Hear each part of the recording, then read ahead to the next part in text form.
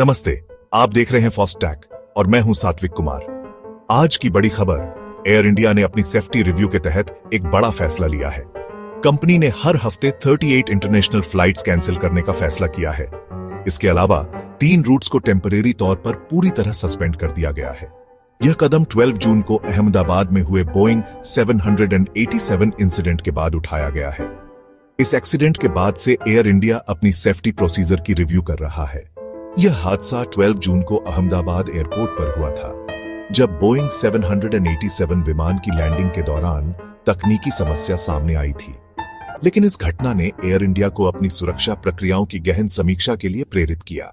Air India ने कहा है कि यह फैसला पैसेंजर सेफ्टी को सबसे ज्यादा प्रायोरिटी देने के ऑब्जेक्टिव के साथ लिया गया है। एयर इंडिया के प्रवक्ता ने कहा है कि यात्रियों की सुरक्षा कंपनी की सर्वोच्च प्राथमिकता है और इसी वजह से यह अस्थायी कदम उठाया गया है। जिन रूट्स पर फ्लाइट कट्स किए गए हैं, उनमें अमेरिका, यूरोप और गल्फ कंट्रीज के कुछ रूट्स शामिल हैं। अमेरिका के लिए न्यूयॉर्क और शिकागो, यूरोप के लिए लंदन और फ्रैंकफर्ट और गल्फ देशों के लिए दुबई और अबू धाबी जैसे प्रमुख रूट्स पर असर पड़ा है।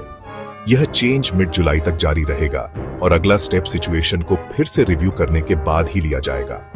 मध्य जुलाई के बाद एयर इंडिया स्थिति की दोबारा समीक्षा करेगी और उसके आधार पर आगे की रणनीति तय की जाएगी।